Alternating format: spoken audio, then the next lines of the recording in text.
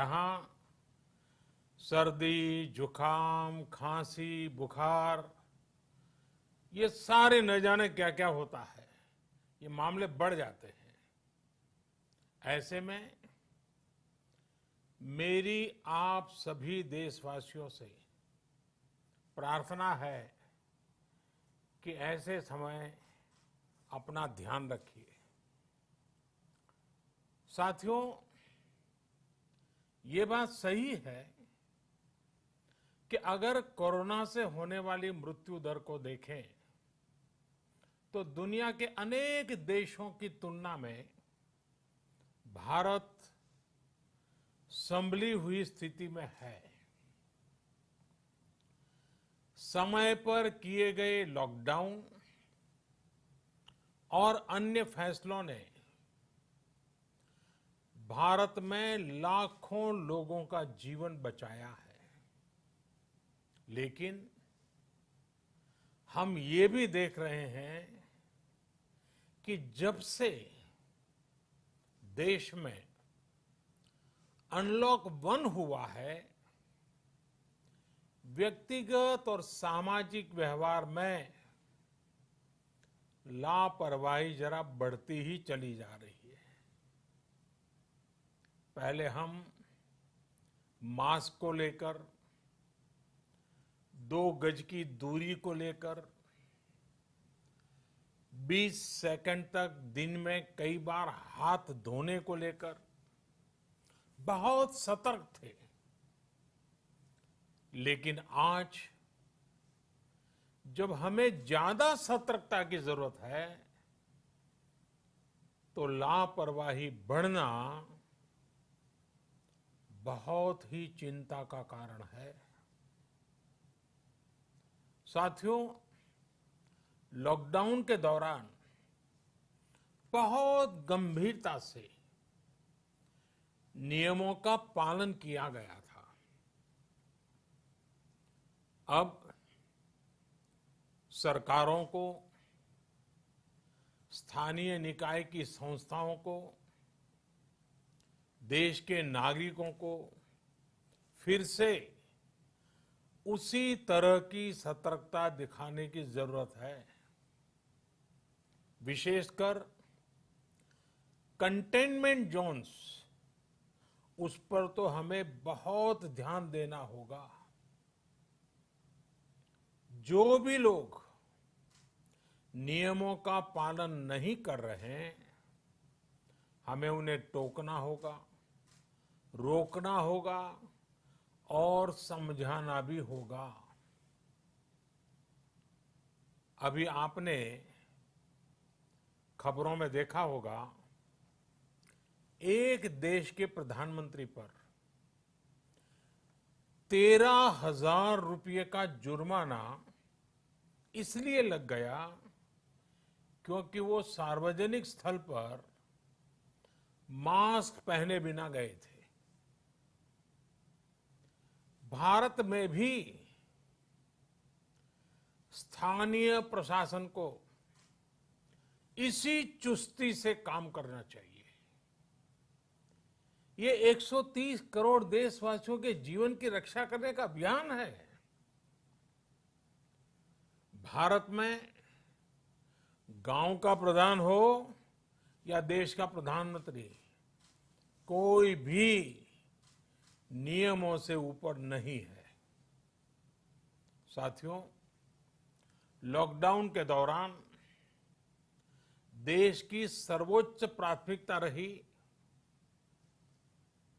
ऐसी स्थिति न आए कि किसी गरीब के घर में चूल्हा न जले। केंद्र सरकार हो, राज्य सरकारें हो, सिविल सोसाइटी के लोग हों, सभी ने पूरा प्रयास किया कि इतने बड़े देश में हमारा कोई गरीब भाई बहन भूखा न सोए। देश हो या व्यक्ति, समय पर फैसले लेने से, संवेदनशीलता से फैसले लेने से किसी भी संकट का मुकाबला करने की शक्ति अनेक गुना बढ़ जाती है। इसलिए लॉकडाउन होते ही सरकार प्रधानमंत्री गरीब कल्याण योजना लेकर आई। इस योजना के तहत गरीबों के लिए 2.25 लाख करोड़ रुपए का पैकेज दिया गया। साथियों, बीते 3 महीनों में 20 करोड़ गरीब परिवारों के जनधन खातों में सीधे 31,000 करोड़ रुपया जमा करवाए गए हैं। इस दौरान 9 करोड़ से अधिक किसानों के बैंक खातों में 18,000 करोड़ रुपए जमा हुए हैं।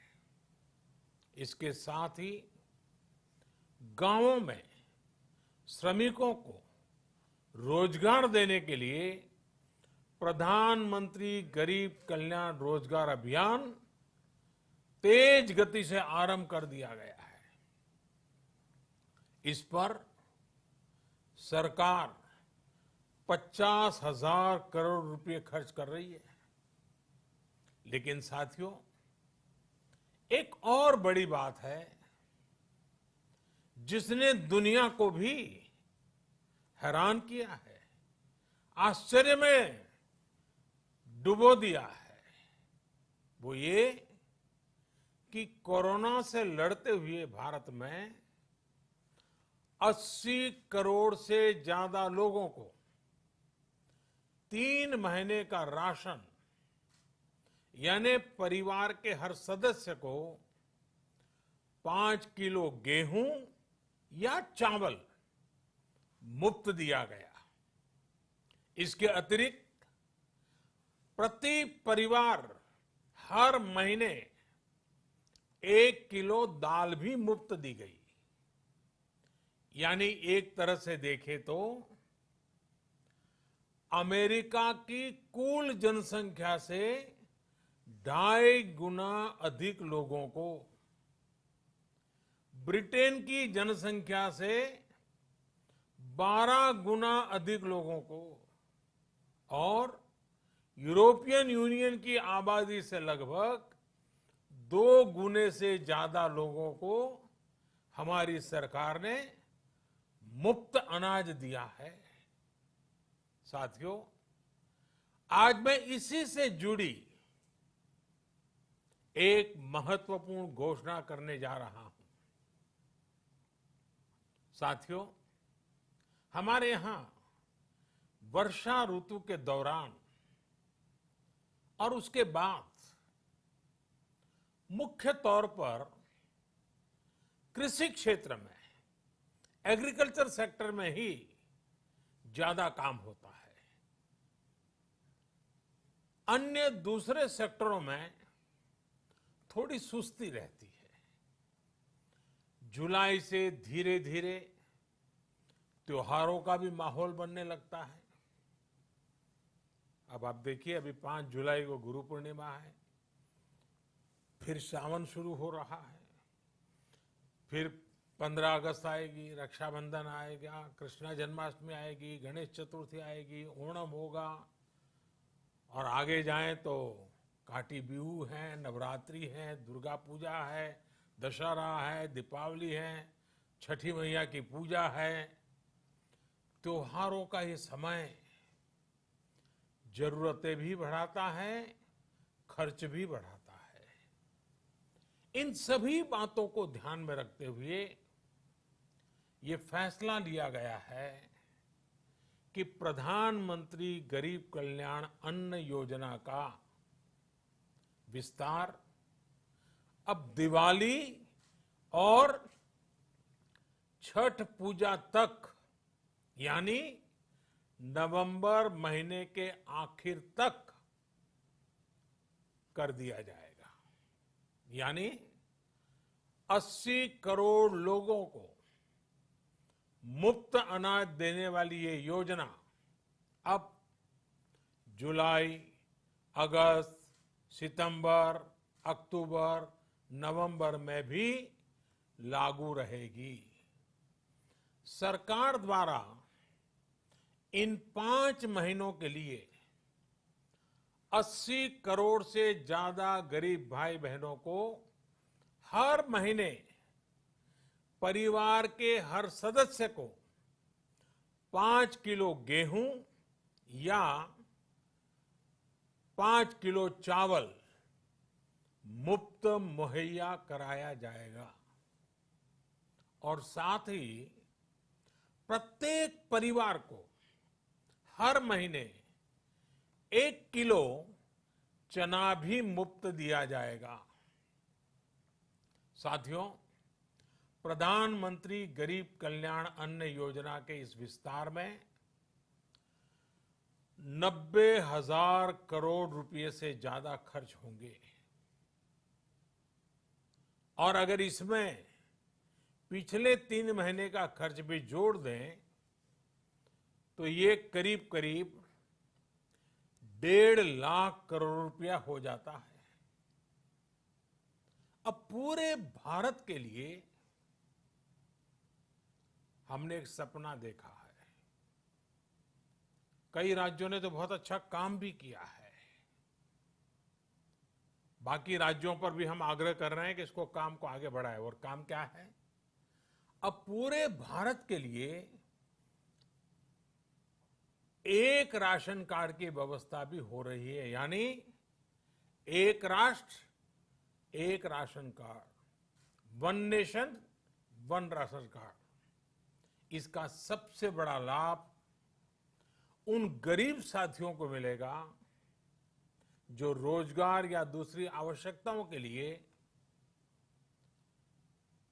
अपना गांव छोड़ करके कहीं और जाते हैं, किसी और राज्य में जाते हैं।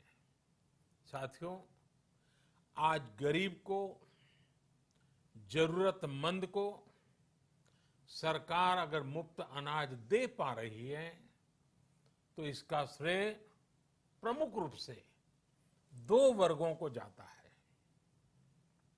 पहला, हमारे देश के मेहनती किसान, हमारे अन्नदाता। और दूसरा, हमारे देश के ईमानदार टैक्स पेयर।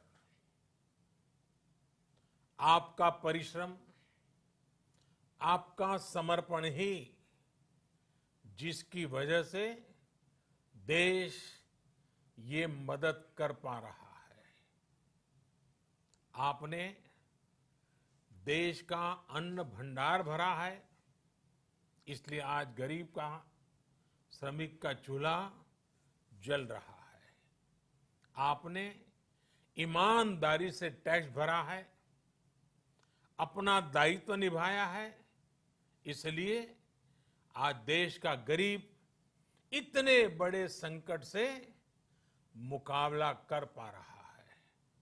मैं आज हर गरीब के साथ ही देश के हर किसान, हर टैक्स पेयर का हृदय से बहुत बहुत अभिनंदन करता हूं, उन्हें नमन करता हूं। साथियों, आने वाले समय में हम अपने प्रयासों को और तेज करेंगे।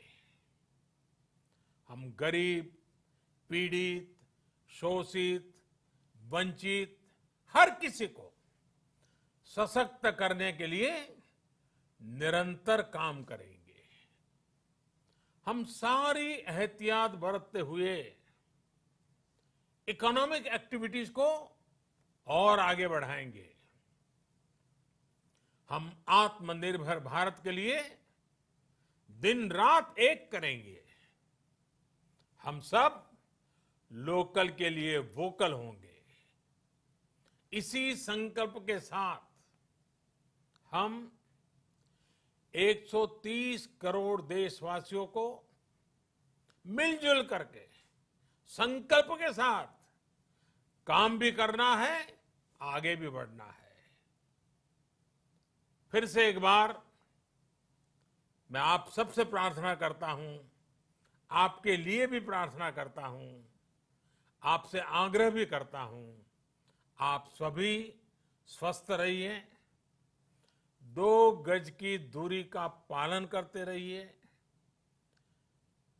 गमछा, फेस कवर, मास्क ये हमेशा उपयोग कीजिए, कोई लापरवाही मत बरतिए।